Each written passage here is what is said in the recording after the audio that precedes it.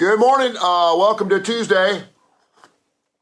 Big things here at Tony Kurre Radio. I want to get into the World Games a little bit of a frictional debate last night about what's going on with the World Games. I'll get into that in just a few minutes.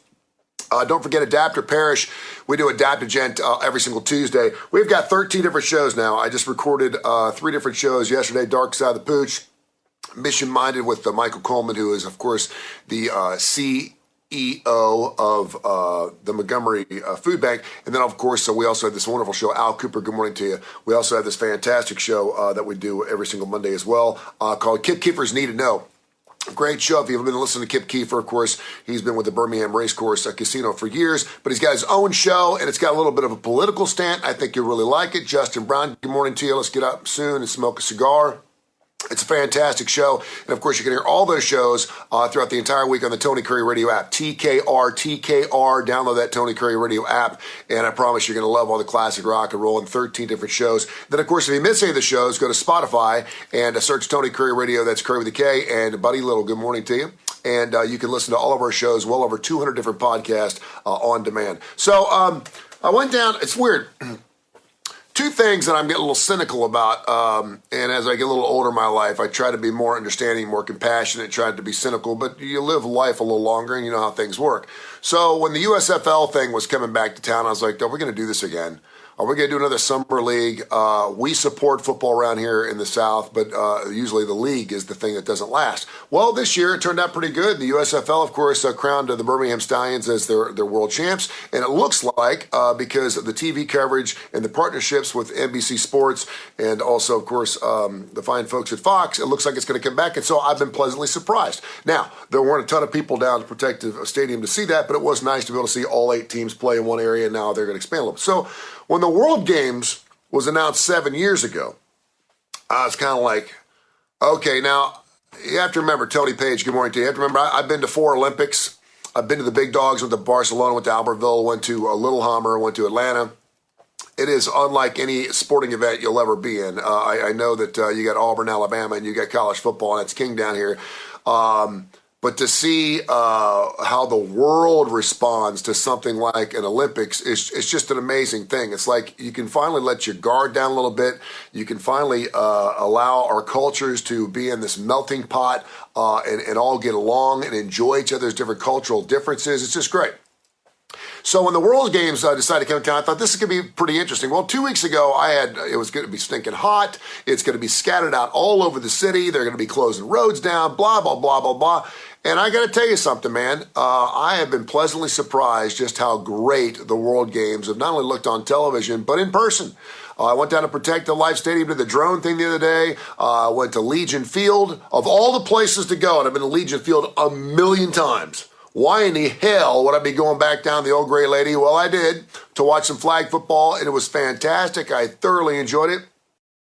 Thought they did a great job. And it's the little things. There's some little architecture at each individual event. I know there's been some sellouts. The sumo thing, parkour sold out at Sloss Furnaces. So kudos to not only Gene Holman, of course, everyone who's been associated with the World Games, but everyone on each individual site making it unbelievable. I've been just John Sherman. I've just been pleasantly surprised. You know, Birmingham in Alabama is at the bottom of a lot of different things, and people are super critical down here, and even people that live here are critical of their own city. So when we do things right, man, you got to stand up and applaud for yourself, and Birmingham's doing a great job in the World Games, and I hope that the rest of the country and the rest of the world see this. The amazing thing is how many people are coming from Italy and Spain and Guatemala and Panama and Germany and France, and they're all coming in saying, man, this is fantastic. Now, you know, they're probably a little excited to be out of their own country, and they're seeing cultural differences around here. And whenever you go somewhere different, it's always super cool. But they generally believe that Birmingham's a great place. They think it's super cool. They think it's easy to navigate. The City Walk has been fantastic. And thank goodness, I can't believe I'm saying this, for the pandemic, because without COVID, we wouldn't have had an extra year to get things ready and make sure everything was going to be completely done. So just kudos to Birmingham.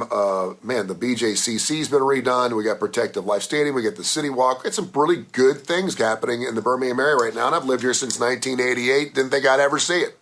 Now, with that being said, I did want to throw this out, but a good friend of mine, Jimmy, reached out to me yesterday after I posted something about the World Games and was kind of pitching a fit because a lot of businesses are getting killed. A lot of local businesses are being killed because of street closures. He mentioned Top Golf. He mentioned Buffalo Wild Wings downtown.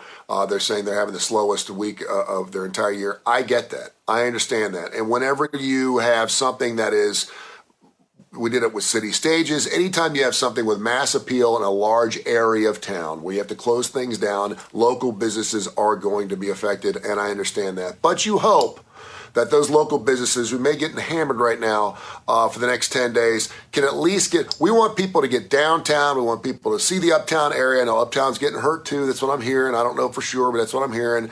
But I hear a lot of local places that really thought this was going to be a boom for them is not turned into that way because we got food trucks, we got all these kiosks, we got people love eating food off the street. You go to the City Walk and there's restaurant after restaurant. People are selling cupcakes and beers and all kinds of stuff. And I understand from a local standpoint, some local businesses are getting hurt and they thought it was just going to be a boom for them because there's going to be all these different people. There's going to be a $250 million financial boom for the Birmingham area, and a lot of local bars and restaurants aren't feeling that bump. Scotty Trucks, good morning to you. So I understand that, but realize that we are bringing a lot of new people in. We're getting people downtown. They're exploring some new different areas. I mentioned, to a friend of mine yesterday, when was the last time you even just walked around downtown Birmingham? It's great. The City Walk area is safe. It feels really, really good. It's really cool. Now, I don't know what's going to look like after World Games.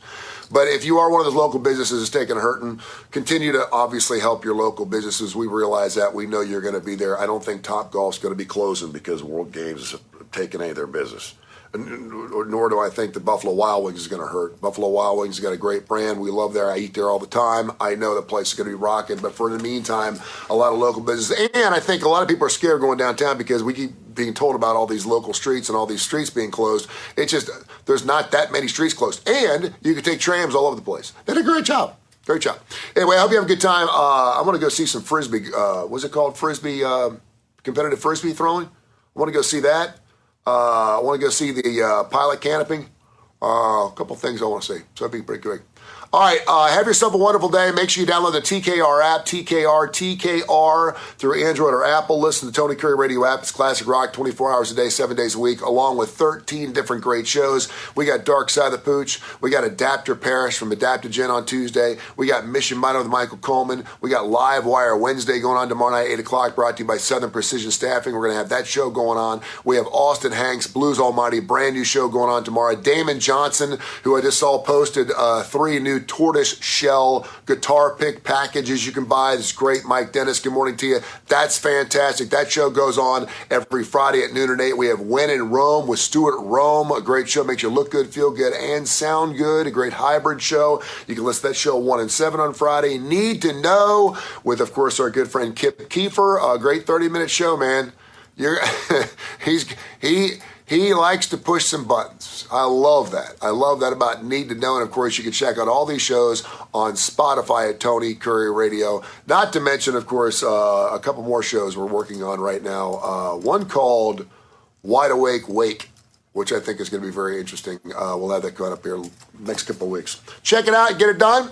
Thank you so much for watching this morning. Back in tomorrow morning. Kurre and Claypo on Thursday morning. And a full week of great shows right here on Tony Kurre Radio. I love you.